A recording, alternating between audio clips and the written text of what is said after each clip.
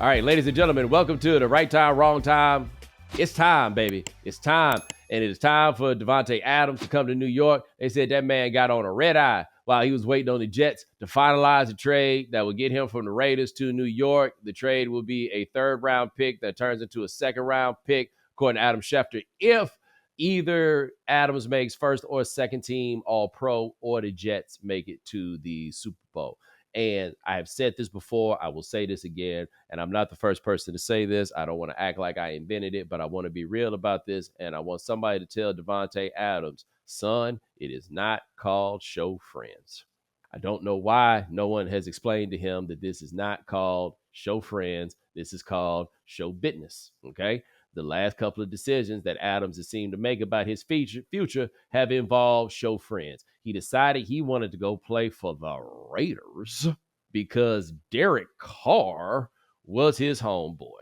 As if Derek Carr had any flex around there. They got ready to run that dude up out of there. And in fact, they did. And so now he's stuck playing for a sorry team, and he ain't even got his homeboy. So he decided he wanted to get traded somewhere else. And it seemed that the Jets were on his list because he used to play with Aaron Rodgers in Green Bay. And all I'm saying is it ain't show friends. Okay. Now, the irony of it is he wound up getting out of Green Bay because he was making what was a business decision. And that business decision was, let me get out of here because I don't know if Aaron Rodgers is going to be coming back. Makes sense. Let me ask you a question right now. If you had the choice between playing with Aaron Rodgers, Derek Carr, or Jordan Love, which one of those would you take? I would want to play with Jordan Love. That's just me. That's what show business would be doing. Show friends got Davante Adams running into a burning house. Can't you see that house on fire? Did you not just watch them lose that? Like you caught the red eye in order to sign this deal. Was you watching the game while you was on the plane? And look, maybe it does make things better by having you because you cold. You a beast, right? People tell me that you still out there doing it, running the wind sprints, playing with Gardner Minshew. Okay, you still getting it done. I feel you, player. I really do. I'm just here to tell you. Remember how when you went to play with Derek Carr and it wasn't as much fun as you remembered it was? You see what I'm saying? It's going to be the same thing when you get up there. And it's going to be something else. Because on one hand, a lot of people are going to be happy to see you because they think you're going to make the team better. You know who's not going to be happy to see you? The dude that's out here trying to get his money at wide receiver. That would be Garrett Wilson.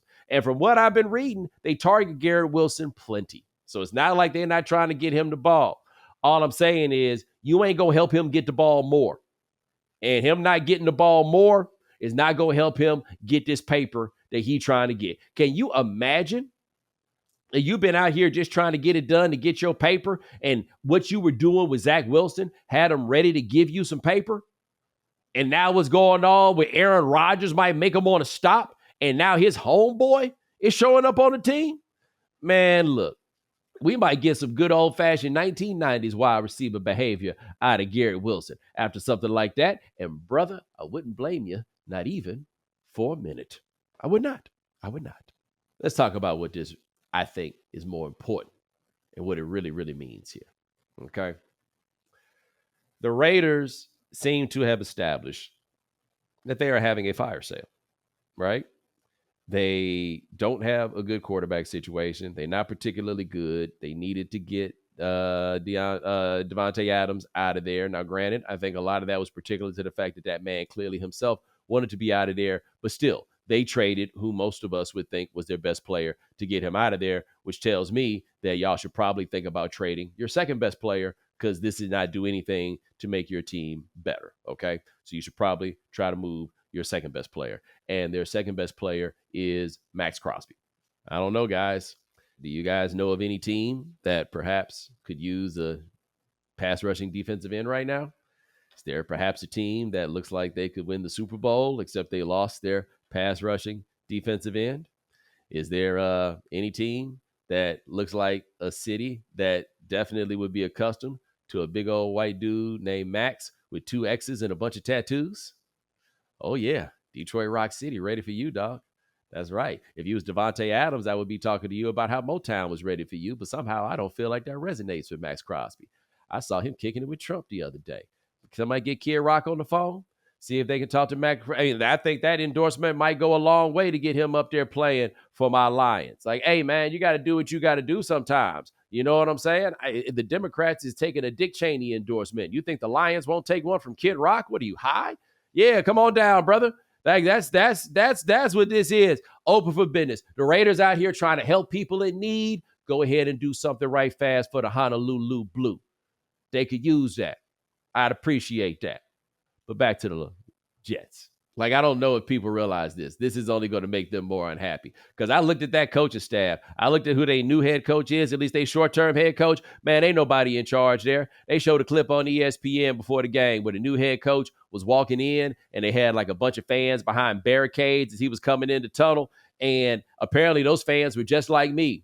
And they had only heard this new man's name. I had no idea who the hell he was. All I would have known is it was some white man with a white beard walking down the runway. He was out there trying to dap up all these kids, and these kids are like, Mommy, why does he want to touch me?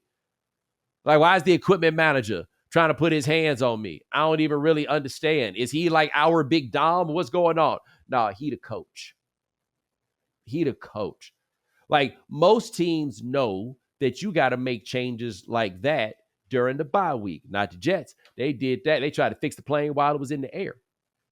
Right? That's what they were trying to do. And in a lot of ways, that feels like what this Davante Adams thing is trying to fix the plane while the plane is in the air, while also it is kind of what's wrong with the plane, but not exactly what's wrong with the plane, right? Like, it feels like Davante Adams, if we're using the plane analogy, Davante Adams feels like Wi-Fi.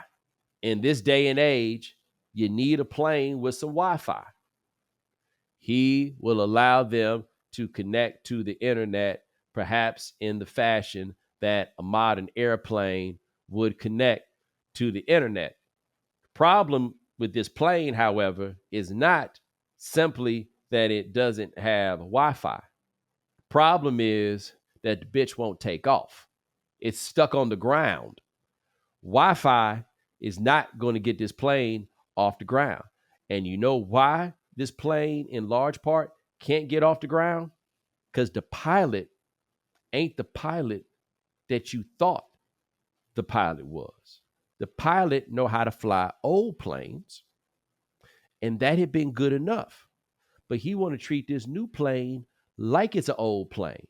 It's like he's still trying to stick a key in the joint, but it a keyless, and he don't understand how that keyless thing work. He's not apparently equipped for what's going on, and he got cataracts. Old ass pilot got cataracts. And so if you can get the plane off the ground and you turn on that Wi-Fi, everybody gonna be cruising. But they don't need Wi-Fi. They need the pilot to be the pilot that the pilot used to be. And Davante Adams is there because he remembers them old days too. But in the words of the great philosopher Slim Charles, the old days, they the old days. And that is why it can't be show friends. The NFL is back, which means you can turn $10 into $1,000 in a single game watching your favorite teams only on Prize Picks. You can make a Prize Picks lineup in as little as 60 seconds. Sign up today and get $50 instantly when you play 5. You don't even need to receive the $50 bonus. It's guaranteed. Quick withdrawals, easy gameplay, and an enormous selection of players and stat types are what make Prize Picks the #1 fantasy sports app. So make sure you go to prizepicks.com/Bomani and use code Bomani for a first deposit match up to $100. That's prizepicks.com/Bomani. Prize Picks, daily fantasy sports made easy.